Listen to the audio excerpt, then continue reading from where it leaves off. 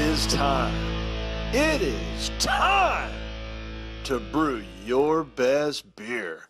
The 2015 SJ Pour Challenge is brought to you by the Grainbill Homebrew Supply, located in Red Lion, Pennsylvania.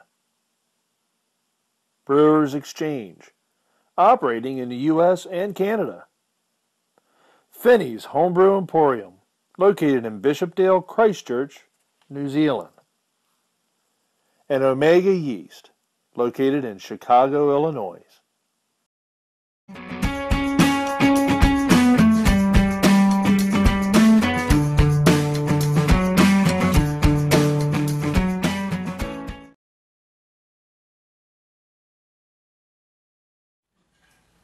Clements Homebrew coming at you with another 2015 SJ Pour Challenge beer review. We're working on the US-Canadian finals again, and today we've got this one right here from the Black Dog Saloon. So of course we don't know who that is, right? Not at all. This is A47-244-06A. It's called Vanilla VA Bourbon Porter. It's a vanilla bourbon porter with VA, meaning Virginia, bourbon added. So that's the home state of the brewer. They used two-row Munich chocolate, 120L and 55L malts, and Columbus hops. Vanilla beans were used, and of course, Virginia bourbon. So let's get this one cracked open and give it a try. All right, got a small wisp hiss off the cap when I popped it. And here goes the pour.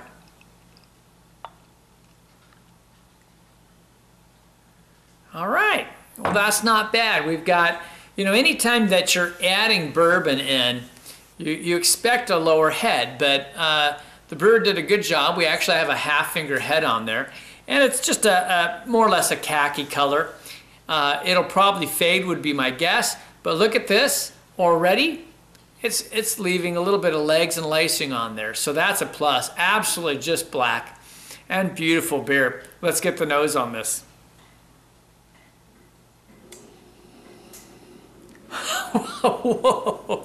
Can you get the bourbon? But I'm getting like this oakiness and this rich roast off this.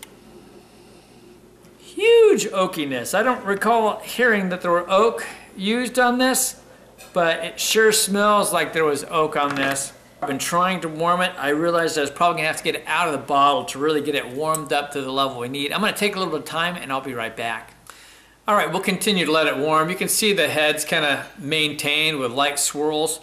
And as I've warmed it, the bourbon's coming out. I'm starting to pick up the vanilla on that. As well as a really dark roast on there, actually. Yeah, it just seems like a very dark roast, and yet what they've got again is two-row Munich chocolate, 120L and 55. So that's kind of interesting. So I don't know if that's actually like a oak coming off this, or maybe this particular bourbon has a lot of oak on it, because it sure strikes me that way, which is very interesting. All right, well, we'll do more on the nose as we go, but I'm going to jump into the taste, so cheers.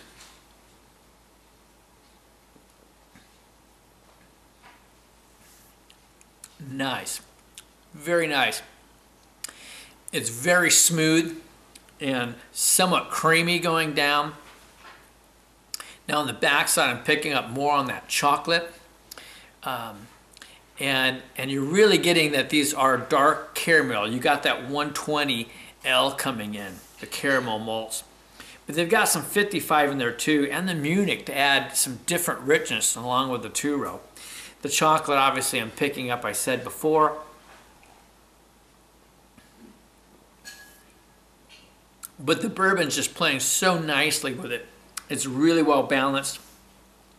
Very nice, but this needs to warm up some more yet.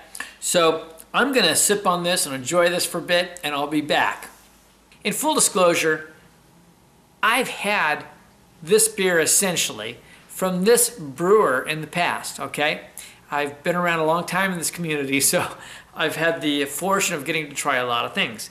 And the vanilla bourbon porter that I've had in the past, honestly, I think was better than this one. So we'll just be as straightforward as we can. But let's talk about this beer. What's wonderful about this beer is just how smooth it is, creamy it is, and balanced. It really is a balanced beer. For me personally, it lacks some sweetness, and the chocolate and vanilla character aren't at the level that I would expect, particularly given the name of vanilla.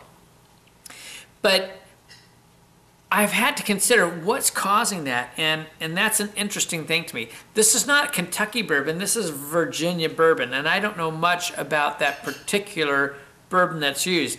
It might be more barrel character to it. It might be a more earthy tasting bourbon. I don't know. There's a lot of factors that could bring in. It could have been smoky for all I know. And I think that's a big factor. I also kind of wonder about the Columbus hops. I mean, Columbus hops I usually expect to bring in some other characteristics. It might just be a first addition for bitterness. In late additions, it brings in some citrus and other characters, which honestly might be welcome. But I'm not getting that. I'm getting this earthiness, which can normally come from hops. I don't particularly think of Columbus as being terribly earthy. And then the rest of the malt bill. So we look at Munich. Munich brings in some interesting characteristics. I love the fact that Munich's in this because it can create some complexity rather than just two-row.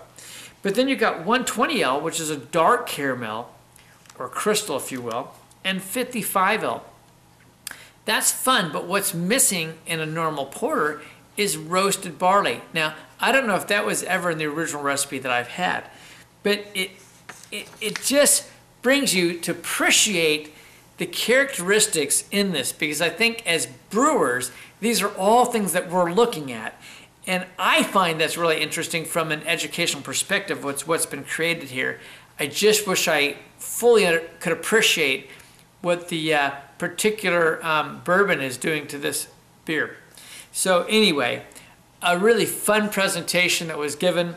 Hats off to my friend at the Black Dog Saloon for another wonderful entry. This one I happen to know. I'm kind of the behind the scenes guy on this challenge, and I know that this was first place on the East Coast Division. So a beautiful beer indeed. We will see you. I've got one more beer review coming up for the U.S. Canadian Finals. We'll see you then. Cheers.